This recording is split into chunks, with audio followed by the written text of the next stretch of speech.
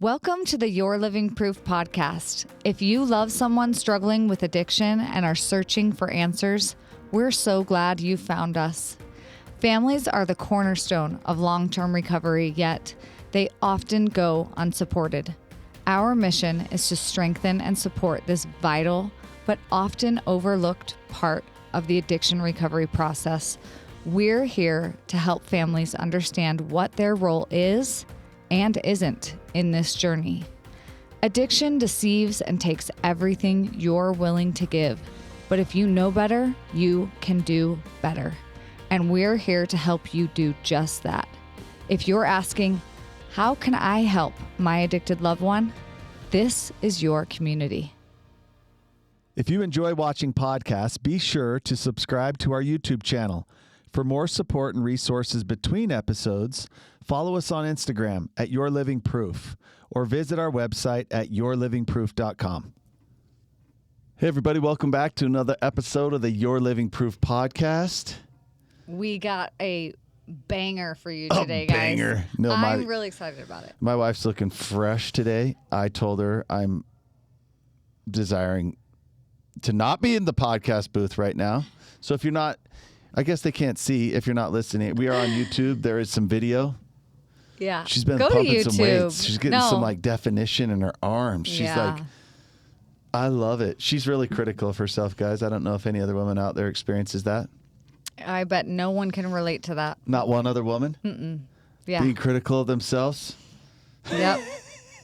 And we're just out here speaking truth. We're like, hey, no, you look amazing. Like you don't look old. You look amazing. And they're just like not listening to anything we say. Yeah, that's for sure. It's frustrating. I'm on one a little bit. She's tolerating it a little bit. What? Yeah. I might also be on one. So this is going to be fun. Come in here and we're just like, hey, let me just talk about these difficult things. Meanwhile, life is so difficult. So it is. It's heavy. It's okay. It's okay. There are periods in between. On the last episode, we talked about the flow. Yeah. I learned to love the older I get. Like I really love when we're in the flow and everything's working. Yeah. Do you want to hear something funny, though? This week, or I guess it was last week, Danny went and withdrew to the mountains, which I love. My drug of choice. And he withdrew and went into the mountains with his other girlfriend, his dirt bike. Yep. And he had the audacity to send me pictures of like colorful leaves. Oh my gosh. Look how pretty this is. Oh my gosh, babe, I wish you were here. And I was like, do you even know me? Do you think that I want to see the color of death? Okay. We're going from green to colors, which only means the next step is everything's dead. It's a personal problem. And I can't get behind it, guys. I can't. All you pumpkin spice people, I don't understand you. Okay, guys, somebody help me out. Watermelon, strawberry, like those are the flavors to be excited about. Pumpkin spice? That is the smell of sadness. What is wrong with you? It's the same feeling she has towards football. It just means it's like the beginning of the end. It is. And she's missing out on the greatest season. Somebody reach out and help her, okay? Someone perform a divine intervention on this woman. No one's going to change me. Yes, fall is the best season of the year. And where we live, it's iconic. For like 4 days, and then all of a sudden everything's dead. No, it's not. It's like a month or two. Anyway, let's get on with it. Hey, it is beautiful. If you follow us on social, my goodness, it's like Candyland out where we're riding. And yep, not only am I in the middle of it, but I'm on these little tiny single track trails only animals go on, deep in the woods, lost on my motorcycle, listening to worship music. It's amazing. Okay, back to why we're here. Today's episode is a banger. And there are going to be some of you who have already experienced this firsthand.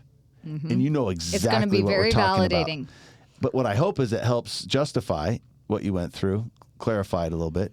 And for others, you will experience it at some point when your loved one chooses recovery. And you will not be prepared unless you listen to this episode. It'll hit you like a freight train. Here it is. What number are we on? 112. 112. All right. Okay, he's in rehab and what? I'm angry. Real.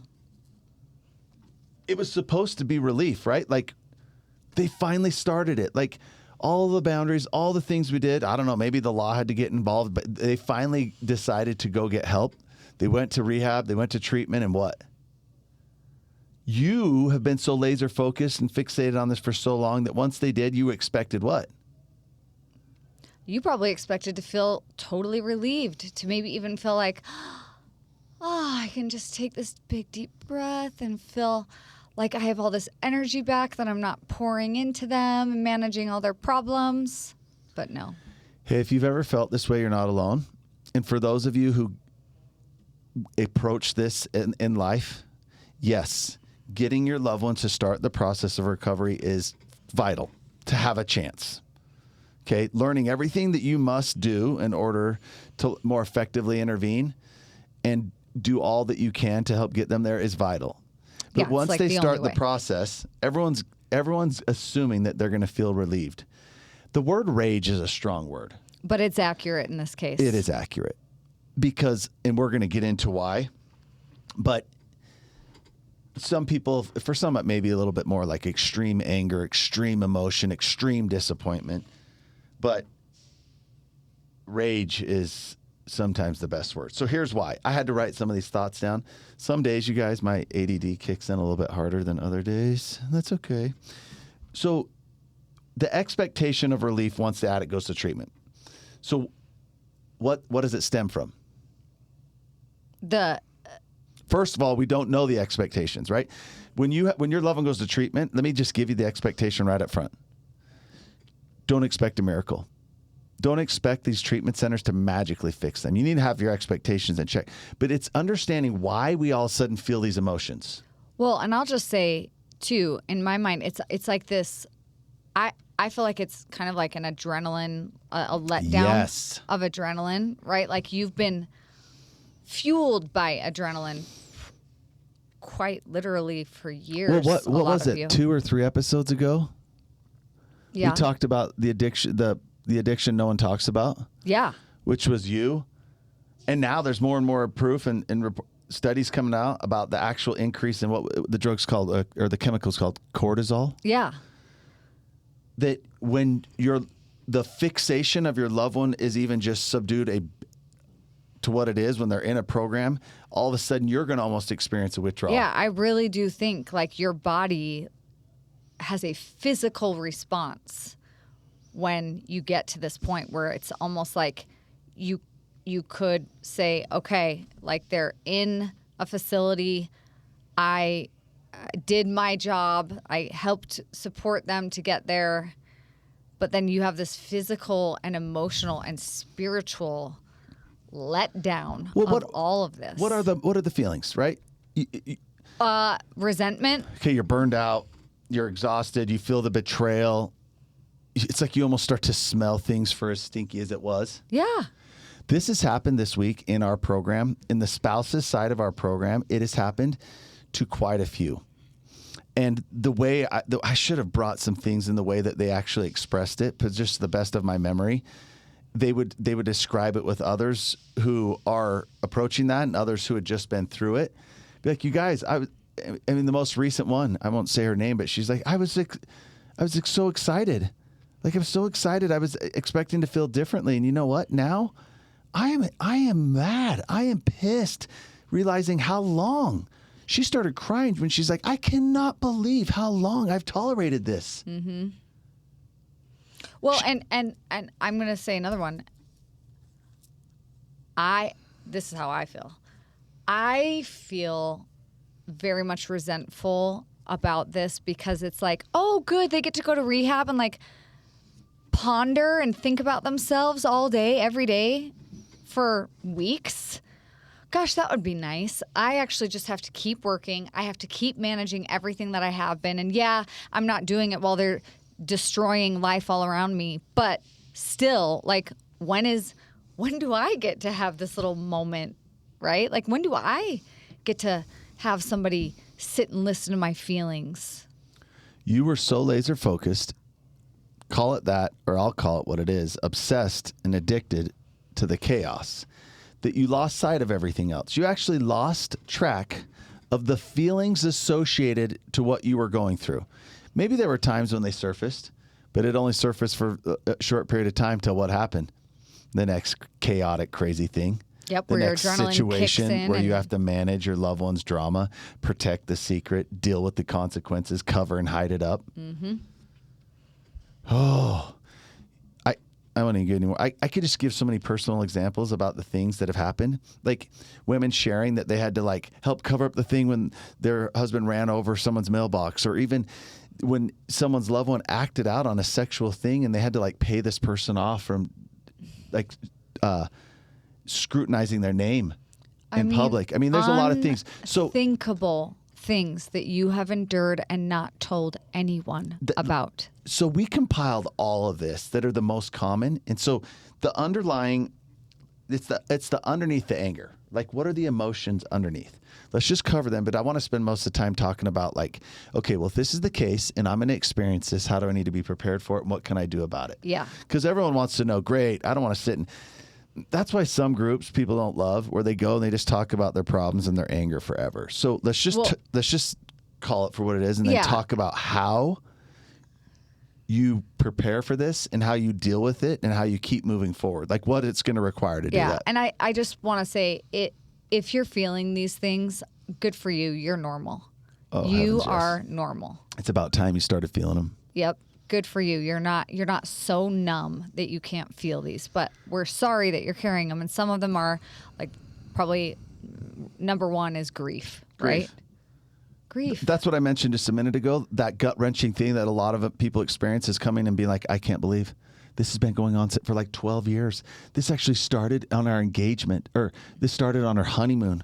I started seeing signs. It's been 12 years, right? Yeah, the grief of time lost. Yeah, and it's almost like now you have the mental space to start thinking through those things and feeling the impact of all of this that has just been compacting on top of you for years and years and years. And now all of a sudden, it's like you can process it, and that is heavy work. Yeah, well, what about all the resentments you have for like the things that you covered up, the things that you looked past, the things that you tolerated? Yes, the excuses you made or the positions that you were put in that were totally unfair. Totally unfair. The fear, the guilt. It's almost like you're disoriented. Well, I do think you're disoriented for a very good reason, and that is you have been operating from a place of fight or flight for so long that now, even if you had 2 days that you were not obsessing about managing parts of their life, you're like, what do I do? Like, what is going on? My life is unrecognizable. So what do I do? What are my next steps? And you know, another feeling that a lot of people do have, and it's okay, you have to acknowledge all of these feelings, is a couple's, even spouses, right? Like, I love when the mothers finally release it and they talk about, let's say their child starts recovering, they talk about how mad they are. Finally, I'm mad at them. I'm mad at this. I'm mad at my spouse for how they responded or what they did. But even with the spouse, there's been a few recently who've had to work through this underlying feeling that fuels the fear and all of this, and the anger is, I don't even know if I want to be with them. Ugh. Like, they almost look at the situation in such disgust once their loved one starts. They weren't able to do that during the addiction because everything was so chaotic and crazy, and it's just managing the chaos, that when they start recovery, they go to a program that sometimes they're like, I don't even know if I want to be with them. I think that's a critical point, and I'm so glad that you said it. And it's because normal. Again, you have the brain space to start processing that, and that could be exactly how you feel. And that's tough to know, well, what if I don't end up with this person, even though I just went to literal war with them and for them? And for what? Because now I don't even want to have anything to do with this. Anger is not the enemy. So you will experience it, and you don't need to feel bad or ashamed for expressing it. Now, this is off topic, but doing this with your loved one. So let's just say it's your son or your spouse that goes to treatment. Often they'll ask you to write an impact letter, which is all the ways in which you've been affected. It's your chance to kind of clean house and put it out there. I do recommend doing it, but do not expect them to process all of it, to take accountability for it, to understand it or be able to absorb it. I think these impact letters are often written way too soon because this poor person's usually a couple weeks in. The program knows they only have like 30 or 60 days with them, so they've got to get all these things accomplished. But the person receiving the letter is not even capable of handling their own feeling, let alone yours. But it's important to do it because anger is a messenger. It's your body's way of saying, I need to be heard. So we do have to let it out. But like I said, we're going to, in a moment, really talk about like the effective way to do that, the timing of what to do that, and what to expect. But a few things to do, what to do with the anger, right? First, you have to, I love it, you have to name it, right? Yeah. There's a great gal named Pamela that I know, and she has these one-liners, and it says you have to name it to tame it. And it's quite literally true. You do have to name it. So just go ahead and process through it. What did I lose while they were using? What did I lose? What were the things I lost? What am I still afraid of? Where was I wronged or betrayed? Where did I fail myself in this process? Where did I fail others? Maybe it's children. What are the things I covered up and lied about? Your body needs to release this. It needs to acknowledge it. Well, because it's processing it, you're just not saying it out loud. So it's like those are the things that are actually just trapped inside of you, making you feel disoriented and angry. It's the root of it is those questions that Danny just asked. There couldn't be anything better for you to spend time on than taking an honest inventory, personal inventory of the answer to those questions. And not being afraid to acknowledge what the answers literally are to you and what that means. Thank you. And now I want to provide the shift in what you're hoping to hear in this episode. Doing this is critical because, yes, your body needs to release this. It's serving as a messenger, the anger, and you let it out. When we do, what we hope is you're able to effectively process the single most important thing. You need help. You've been deeply impacted. Yes, there's a process of recovery for them. But the key here is doing it together.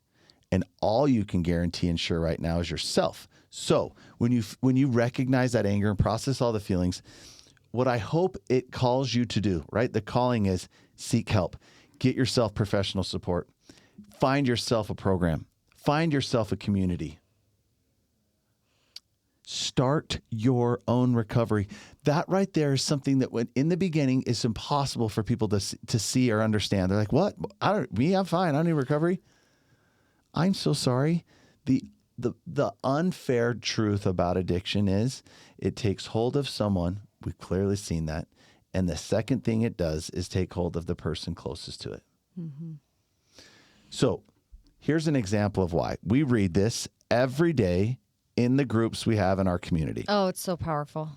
This is our mantra. This is the reason. So if anyone out there has a loved one in our program and you're wondering why we meet every day, like what are we doing? Are we just coming together to try to control and manipulate you? Here's what we read and here's what we do. Every day I am learning to better understand my loved one's illness and to accept what my role is and isn't in their journey. I'm learning how to effectively intervene and how to support them. I am learning to feel safe and happy again, no matter what they choose. If they are not ready to recover right now, I will focus on my own journey and my own recovery. Their addiction will not control me forever. I am living proof that healing is possible. When a woman read that in group today, because there's someone in the group that always reads that, what really stood out to me today was at the end, it said, their addiction will not control me forever. In the humility and what we're understanding in these groups is separating the illness from the person. We're not saying them. We're not saying they. We're not pointing fingers and blaming the people we love. We're just saying their addiction will not control me forever. Coming to this place of recognizing our role, working through our own issues, starting our recovery, knowing that, hey, despite what you may be saying to me or how you feel about me right now, I'm showing up for you the way I need to be. I'm showing up for myself. I'm representing myself properly and other people in our family. That's what I hope that all this anger produces. For a minute, it's just going to be hard. For a minute, you're just going to be hanging on. Just like being on for dear life, trying not to strangle this person. But what I hope is it fuels within you the desire. And here is your invitation. You deserve to heal. You deserve, despite, and maybe even more so, because of what you've been through, to recover and become a better person for yourself. There are such parallels in here, right? I think when people do enough work, they learn, they read enough, they research things, they start to see a very parallel pattern. Their loved one going down this path and then the path that they go down. And although different things are controlling those paths, it's still a similar path. We lose ourselves in the process. We become exhausted and weakened, and over time we become powerless. When you realize that you're not powerless, that there's so much you can and could be doing differently, when you show up, when you find support, a group, a community, the tools you need to become the best version of yourself, that's how we speak to the disease of addiction. We speak with conviction, unapologetic. And you deserve it. You do deserve it. And your loved one's recovery will depend on you doing this. I think that's a really important thing to recognize as well, is that they are doing healing of their own, if that's what they choose. And if you don't start healing from the trauma, the parental trauma or the spouse trauma that you have been through with this person, then when they come home and they are ready to be accountable and face the wreckage, you are going to have some rage inside of you that is not going to be willing to accept it and not be able to provide, to support their recovery, because you're still stuck in the same emotional space you were before. And you know what? If you're out there going, okay, well, what do I do? How do I do it? What do I do? And if that's the case, there's the two things. And I did fail to mention one. Is that okay? Yeah. One is you've got to seek help yourself. Just surrender to that and do it.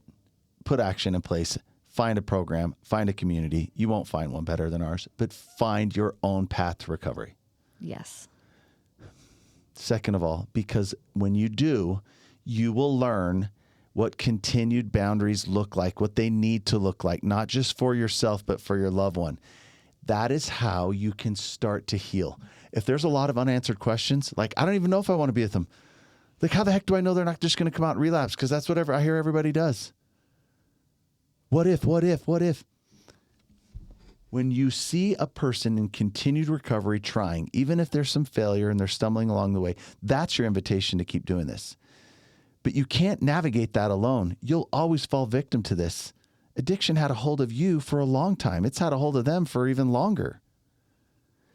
It's understanding the practical steps. And you continue to hold those boundaries and to show up as the person that you need to, that will give you a chance to incentivize them to do the same with community, with tools, and with support. Yes. Amen. Can I read something? Yeah, of course. So I just shared this with the group today. And the last 48 hours, I mean, I've been doing this for a lot of years, and the last 48 hours were heavy.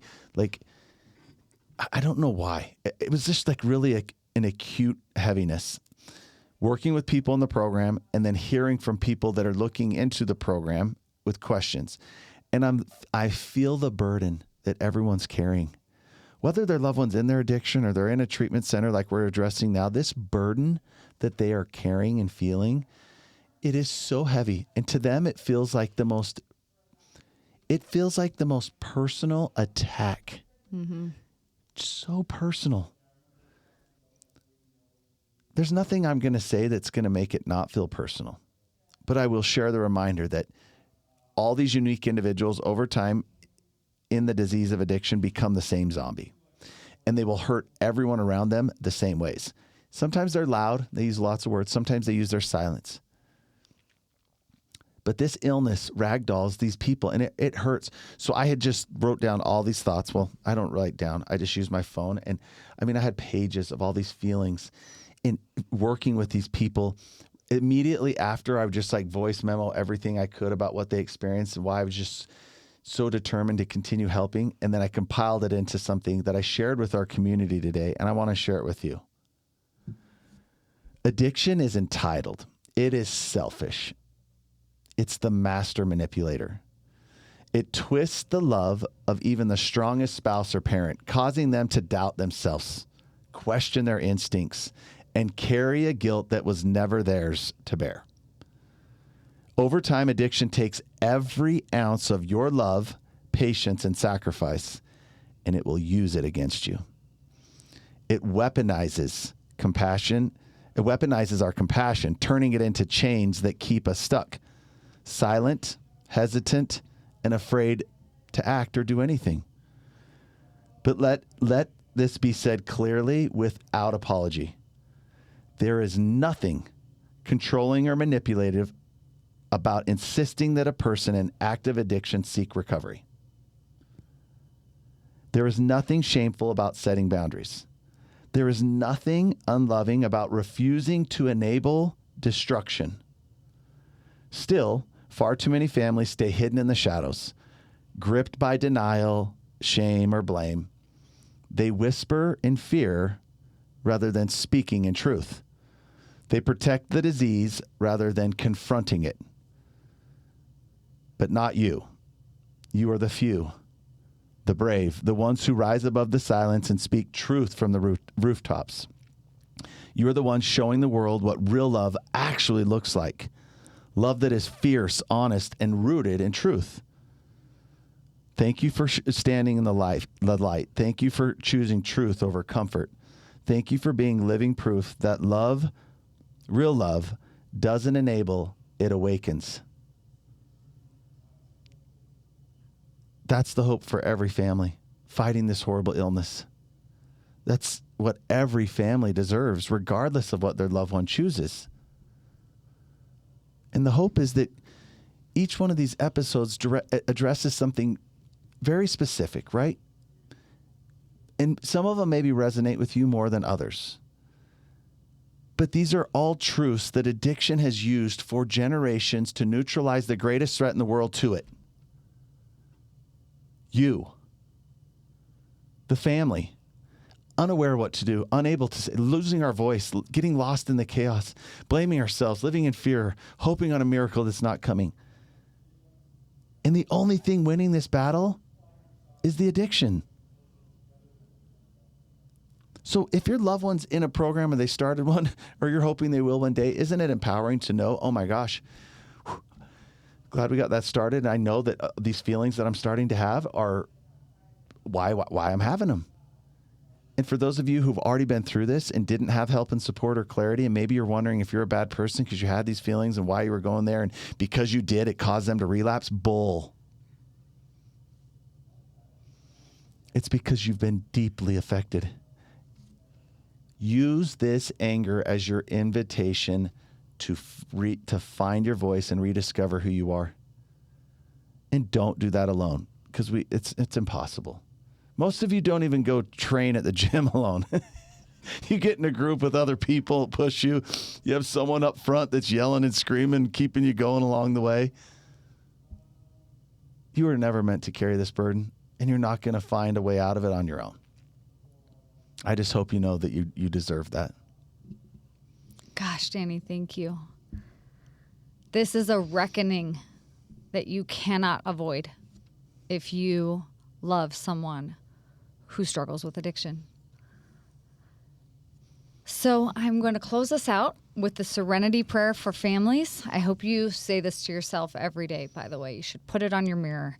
God, grant me the serenity to accept that I cannot change other people, the courage to change the person that I can, and the wisdom to know that it is me. Guys, we do this for you.